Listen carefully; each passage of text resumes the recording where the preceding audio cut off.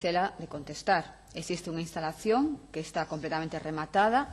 Eu, de feito, estive nas inmediacións fora desa instalación o desde xaneiro, tamén con un grupo de persoas da Asociación de Veciños de Cesantes. Estábamos ali protestando. Non sabemos se na actitude violenta, como ahora estamos aquí analizando cales son as actitudes das persoas diante das súas protestas, para poñer de manifesto que existía un grave incumplimento das promesas realizadas polo Goberno galego a respecto da apertura deste centro.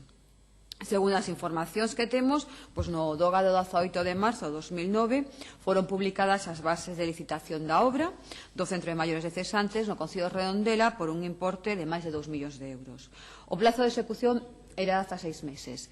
Estas obras estiveron durante un tempo paralizadas, pero na que aquel momento era a delegada territorial da Xunta en Vigo, a señora Lucía Molares, asegurou que estarían rematadas a finais de 2011 e en 2012 funcionaría o centro. Sobre isto temos constatación polas propias notas de prensa. 2013 visitou a consellera Beatriz Mato Redondela, foi preguntada polo Grupo Municipal do BNG e non recibimos contestación de cando estaría aberto este centro.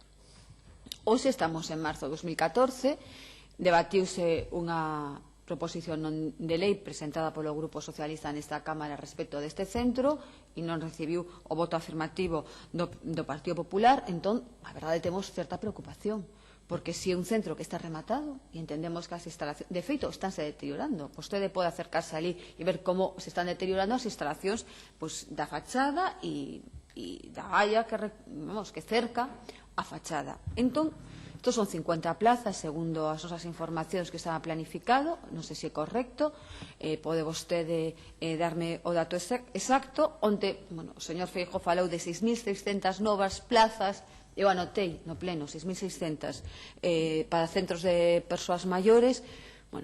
A verdade, queremos saber se vai abrir este ano, se van a esperar as eleccións municipais, que é o que corre, digamos, por Redondela, esa voz que van a agardar en ese momento, e, en todo caso, cal é o motivo real para que non este aberto, se existe algún problema co Concello, se existe algún problema por parte dos informes últimos sobre a adaptación das instalacións para o servicio que se vai a dar. A verdade, é incomprensible que unha instalación este completamente rematada. Por iso nos presentamos dúas preguntas moi fáciles. Cales son as razóns de que este pechado e que cronograma manexa vostede para a contratación do persoal e a posta en funcionamento? Moitas grazas. Gracias, señora Adán. Para respostar, ten a palabra a secretaria xeral de Política Social. Gracias, señora presidenta. Moi bo día, señora Adán.